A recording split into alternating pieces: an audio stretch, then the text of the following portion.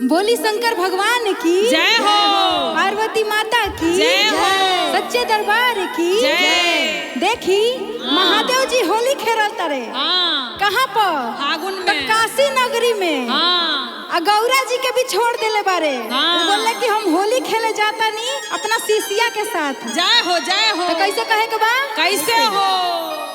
कि डम डम बोले ले डमरुआ हो बोले ले बम बम लहरी। डम डम बोले ले डमरुआ बोले बम बम लहरी।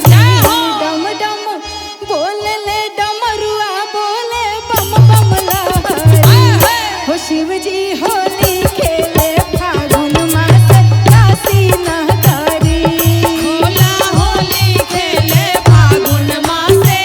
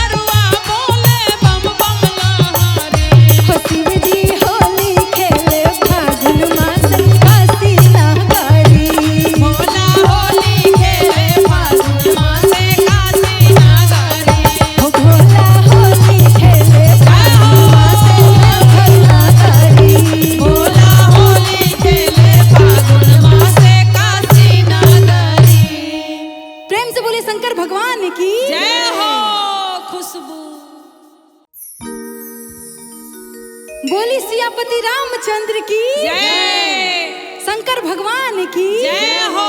सीता मैया की जय हो। देखिए आज बड़ा सुंदर दरबार सजल बा महादेव जी के। हाँ। हमनी के ना धरती पे ना गगनों में एकदम गुलाल के रंग छाइल बा। देवलोक में होली खेलल जाता। आ देखी अयोध्या में कैसे होली खेलल जाता। कैसे कहे के बा कैसे हो। कि रंग लेके दौड़े श्री राम जी। जय हो। रंग लेके दौड़े श्री राम जी। हो सिया जी उठ के भागी। राम जी सिया जी के परेशान कर रहे हैं होली खेलने के लिए और सिया जी भाग रही है उनसे, नजरें चुरा रही है। कैसे कैसे कि रंग लेके दौड़े श्री राम जी। रंग लेके दौड़े श्री राम जी। हो सिया जी उठ के भागे। लेके दौड़े श्री राम जी। सिया जी उठ के भागे। लेके दौड़े श्री राम जी। सिया जी उठ के भागे। रंग लेके दौड़े श्री राम जी। हो सिया जी उठ के भागे।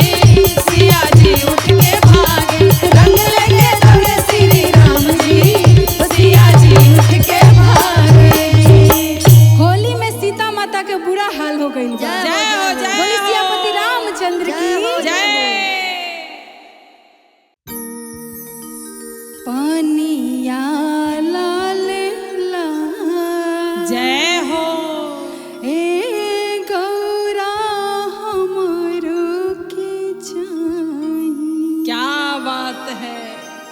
जय हो। बोली शंकर भगवान की जय हो बहना। आ कैसे कहे के बा? कैसे हो? महादेव जी हाँ होली खेले के रट लगैले बाड़ा, पर उनकरा पास रंग खरीदे के कोनो रुपया नहीं खे। आ गौरा माता से कैसे कहता रे? कैसे? हो पनिया लाल लाल जय हो ए गौरा हमरो के चाहिए। क्या बात है। पनिया लाल लाल ए गौरा हमरो के चाहिए। पानिया लाल लाल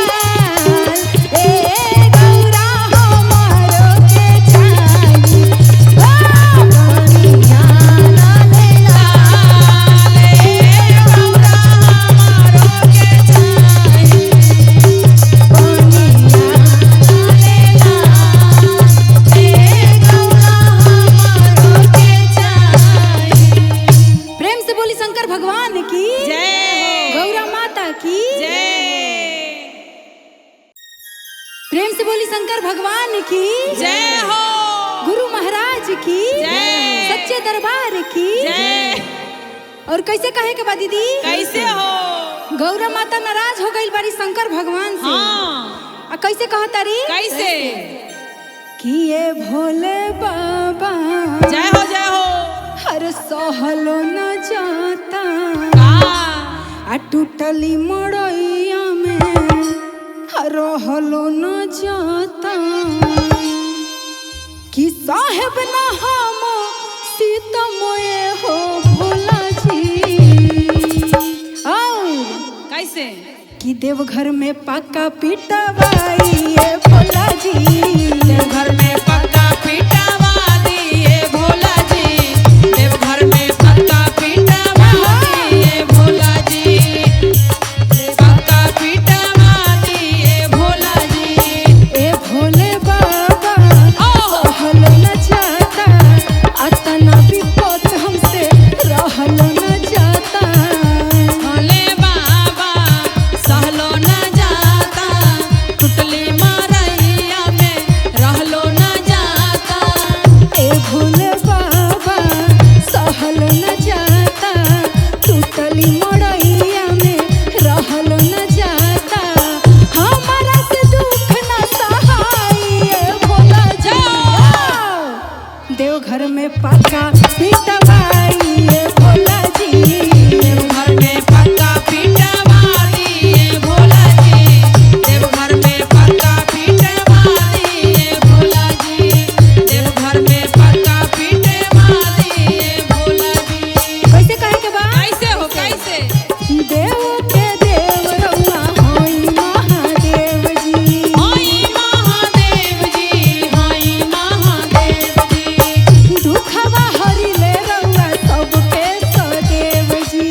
सबके सदैव रहुआ सबके सदैव। ओहो देव के देव रउआ पानी महादेव जी।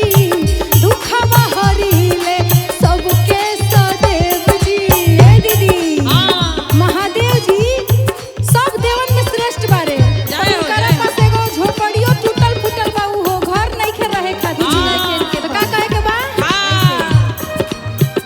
अर्जी हमार बाकी मर्जी बाराउर। मर्जी बाराउर भोला मर्जी बाराउर। नाही सुनाबो त बोलब हम बाउर। बड़े हमर बाउर बड़े हमर बाउर। अब हमसे ना सहाय ए भोला जी। देवघर में पक्का पिटवाई ए भोला जी। देवघर में पक्का पिटवा दिए भोला जी। देवघर में पक्का पिटवा दिए भोला जी। देवघर में पक्का पिटवा दिए भोला जी। और कैसे कहे के बा? कैसे हो? पर्वत पहाड़ी पर लागे बड़ा घाम जी। लागे बड़ा घाम जी। लागे बड़ा घाम जी। जर जाता ए भोला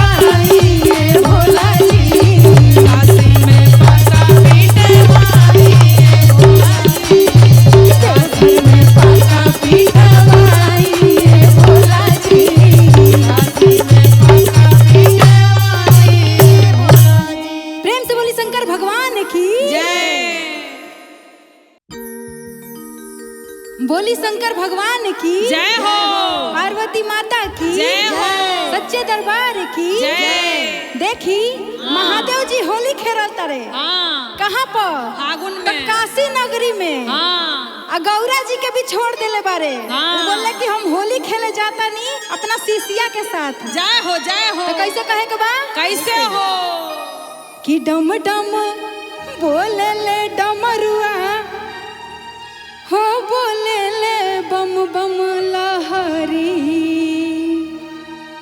डम डम बोले ले डमरुआ बोले बम बम लहरी। डम डम बोले ले डमरुआ बोले बम बम लहरी। हो शिव जी होली खेले फागुन मास काशी नगरी। भोला होली खेले फागुन मासे काशी नगरी। हो शिव जी होली खेले फागुन मास देवघर नगरी। शिव जी होली खेले फागुन मासे देवघर नगरी। अबीर गुलाल उड़ावे गंगा तीरे।